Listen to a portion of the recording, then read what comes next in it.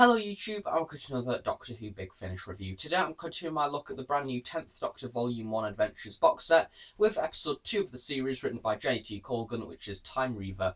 Now in case you've not seen my previous review of Technophobia, I will no doubt leave a link in sort of the sidey thing below, or just go to the Big Finish playlist that I set up a while ago for all my other Big Finish reviews, including the 10th Doctor ones. First off, in case you didn't watch my last review, where you can buy this release from, generally the Big Finish website. It does come out on Amazon, I do believe, with the single releases at the end of May, but to be quite honest, buy it from the Big Finish website because you get a lot more value for the money. If you buy the collector's edition book, you get along with it 2 hours extra worth of documentary for £30. It's a really nice little collector's piece if you're a David Tennant fan.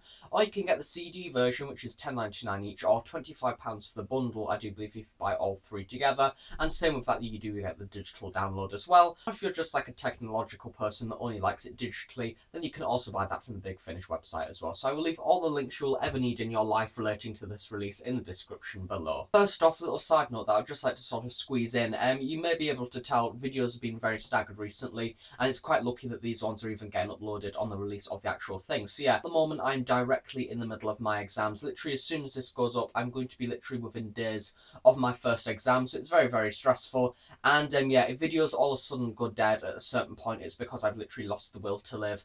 And yeah, that's why. So if videos do become staggered, you will know why. Follow me on Twitter and things like that for updates like daily about my exams, and no doubt me internally crying of how horrible it is. But yeah, just letting you know in advance. However, these videos are going up, so I'm glad that we're sort of getting a good few episodes out there before I may unintentionally leave by accident because the exams are just too much for me. So moving on to Time Reaver now, last episode was an episode set in modern day, and I really liked the idea of that. And at the end of the review, I briefly touched on the format of this whole series as a whole, and I really like the way that they're going with it. Basically, we're starting with a modern one, the middle one is a very space-age story, and then the end one is a bit of a historical one. So basically, we're getting a bit of a taste of all three of the different settings, which fingers crossed will be no doubt carried across in a further series to come. Yeah, theoretically, this is probably one of the most alien ones of the box set, and it really reminds me of the setting of something like The Beast Below, or sort of the alien pub that we sometimes see in the Russell T Davies era. This whole episode is set on Calibris, which Donna describes as an intergalactic King's Cross, because that's pretty much what it is.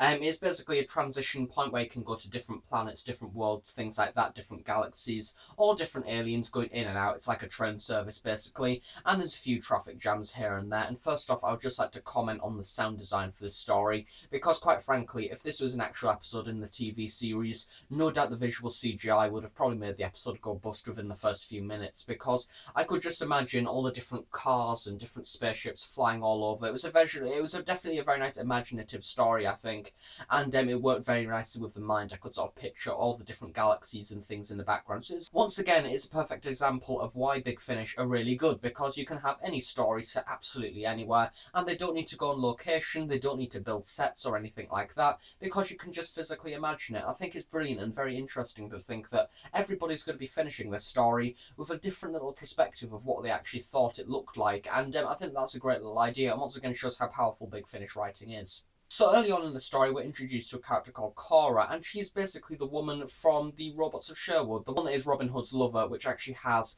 a famous name, which I can't even remember, but yeah, it's been a very long day.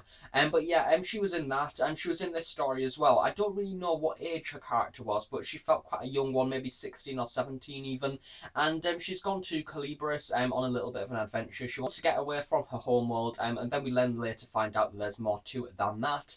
And yeah, she's a very intriguing character to start with. She's a bit lost in the different terminals and things of Calibris, and this person sort of guides her over, which then leads her into a room, and then we find the lovely squid creature called Gully, which I will come on to a little bit later when we find a bit more about him. And yeah, very intriguing opening, because we literally get to introduce the character of Gully and the main alien of the story literally within the first few 2 minutes, which is sometimes a very nice step for a story, as we just get there straight away. First time that we see the Doctor and Donna for the story is when they're on a TARDIS, which is nice because the last episode had a bit of an absence of the TARDIS, and yeah, it's nice to see them on it, or I guess listen to them on it. Once again, I comment so much on the actual relationship between the Doctor and Donna for this story. I do believe that Jenny T Colgan wrote the Sontaran Stratagem, don't quote me on that though. Yeah, I don't really know what she wrote, but I know she's wrote for Doctor Who in the past. But yeah, she's obviously experienced the Doctor and Donna and things already on the screen, so I'm glad that they brought her on for this, because I think that she worked brilliantly with it. I think that she knows the characters very well, much like how Matt Fitton did in the previous story. It worked very well, the relationship was great, and once again, looking at the cast list for the story, I don't know if it's just because it's a box set story, and that tends to be the case for Big Finish, but once again, we only really have several characters in the story that actually have a part that counts, and it is quite a small cast, and once again, I think that that does work well, and it's once again quite a new series idea of only having quite a small cast to only focus on the small little characters. So the Doctor and Donna arrive on Calibris. We get to find out about the TARDIS needing a new crystal, so they go to Calibris and hope to find one, and they do. That's not really the problem of the story, but the Doctor is rather alarmed because we see police. I can't remember what specifically they call them in the story, but they see some form of guard in the story that Calibris previously didn't have, and the Doctor gets a bit concerned about that, and he goes to see what's going on, and it turns out that we have a new sort of CIA style thing involved, and they're basically watching over Calibris, and he finds out that they've got such devices as the Time Reaver loose on Calibris, which the Doctor gets definitely very scared about. Time Reaver is this device that can be used in war for good and bad, and in the story it's sort of used in both ways really. Basically, if you shoot someone, it takes absolutely ages for them to die, it takes very, very long, and they physically slow down, and everything that they say gets slowed down, and like milliseconds last years and years and years for their lives, and even just one little touch really hurts them. So yeah, that is a very intriguing idea. I really do like the idea, because I think that if it's adapted, that's what happens, it becomes this weapon.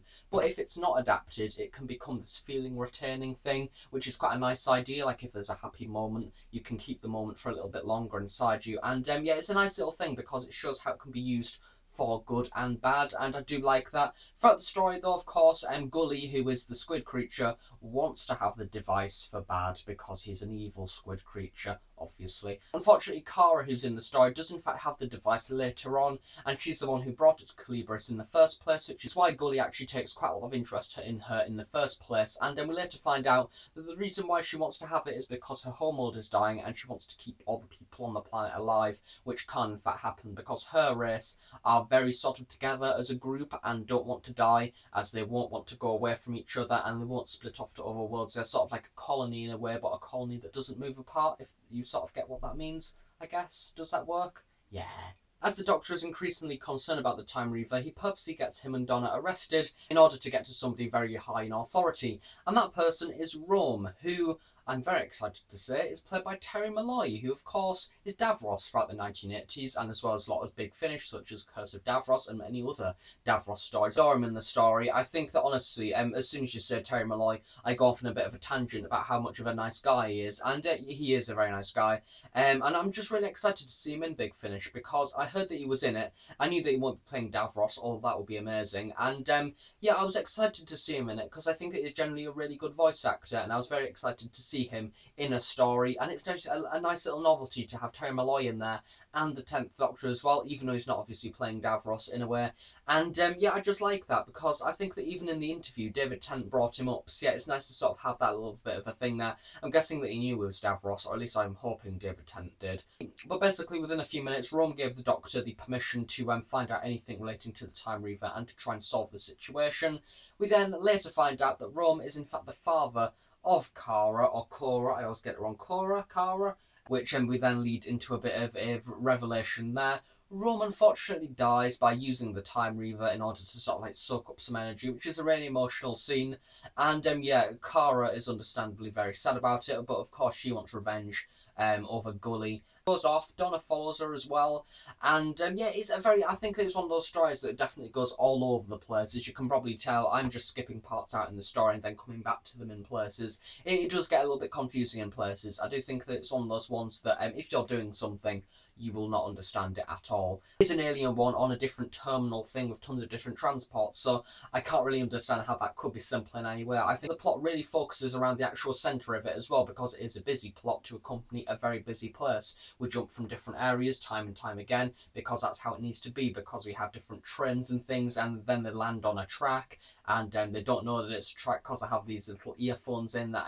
sort of mute out sounds. They don't realise the train's coming along the track, and it's literally, this sounds insane probably in your mind, but yeah, that's how insane it is in parts. It just jumps from part to part to part. It is quite hard to understand in parts, but I still sort of understood it in places. I think that maybe towards the middle of it, it could have been toned down a little bit. But yeah, and there was a part where I felt like the story could have ended, but then it went on a little bit more. So I think that parts could have been toned down in areas to make it a little bit more simple, such as Agabon Reach, which I've not even mentioned yet, but that's where they found Gully, getting Cora to get the Time Reaver. It's sort of a very alien story. I think it's something like The Beast Below, but done right with aliens in, or it's just one of those, it's actually one of the very little stories that's set in an alien setting of the new series that I actually sort of believe is an alien setting, because it's that mental in parts that I generally believe it's alien, because it pretty much is. Something that I really like about this story, and a bit of a subplot, as I previously mentioned, Rowan is the father to Cora, and they're from this planet called, and they're basically Venezians, and I can't remember the name of the planet, but basically their planet is going to die, I do believe, from a supernova, and as I said, they don't want to move off their planet because they're like a colony that is together, and they don't want to leave each other, things like that, and they all want to die together whilst looking up into the sky. And Cora has the idea to use the Time Reaver in order to keep them all alive and to sort of have that moment all together in that feeling. And yeah, I like that idea, but this is the point that really sounds pretty grim. You're all pretty much used to that when I say something's good for Big Finish and then it's to be a grim thing. Yeah, I like it because it's a David Tennant story that actually has a grim thing in it, which is quite a rare thing. But yeah, they don't save the planet, basically, because they're not going to. It doesn't think it even comes into the mind of the Doctor to save the planet, because it's just its natural course for all the people to die on the planet in its supernova. And yeah, that's what happens at the end of the story. Cora wants to go back to her planet in order to die with her people. In fact, listen to that of the planet exploding or anything like that, but it is referenced that no doubt when the Doctor and Donna leave, a few sort of moments later, the planet does in fact blow up, and she's on it and everybody else is on it. And I like that because it sort of proves that things happen, the Doctor doesn't fix it. And I think that that's brilliant, because once again, something the Big Finish do is actually make things a threat. As I previously said in my Technophobia review, the alien felt like a threat in parts. It felt interesting, it felt new.